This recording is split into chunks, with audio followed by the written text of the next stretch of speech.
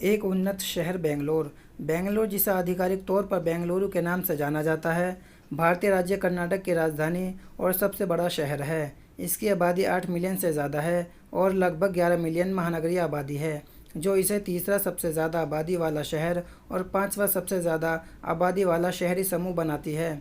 दक्षिण भारत में दक्कन के पठार पर समुद्र तल से 900 मीटर यानी 3000 फीट से अधिक की ऊंचाई पर स्थित बेंगलोर पूरे साल अपनी सुखद और जलवायु के लिए जाना जाता है। इसकी ऊंचाई भारत के प्रमुख शहरों में सबसे ज़्यादा है।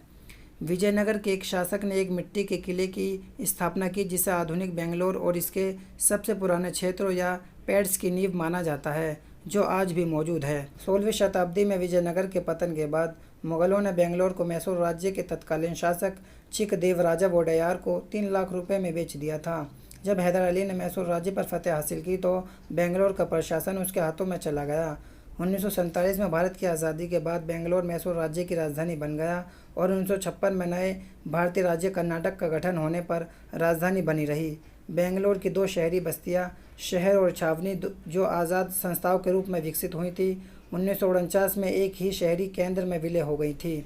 मौजूदा कन्नड़ नाम बेंगलुरु था, जिसे 2006 में शहर का आधिकारिक नाम घोषित किया गया। देश की आईटी निर्यातक के रूप में अपनी भूमिका के कारण बेंगलोर को व्यापक रूप से भारत का सिलिकॉन वैली और भारत की आईटी राजधानी के रूप में जाना जाता है।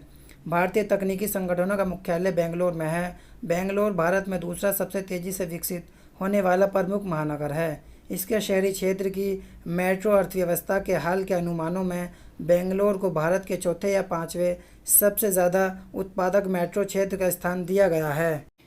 यह कई एजुकेशन और रिसर्च संस्थाओं का घर है। कई राज्य के स्वामित्व वाली एरोस्पेस और रक्षा संगठन शहर में स्थित हैं। शहर में कन्नड़ फिल्म इंडस्ट्रीज भी है और यहाँ खेल आयोजनों का केंद्र भी है। इसे ईज़ ऑफ लिविंग इंडेक्स 2020 के तहत 1 मिलियन से अधिक की आबादी वाला सबसे अधिक रहने योग्य भारतीय शहर का दर्जा दिया गया है।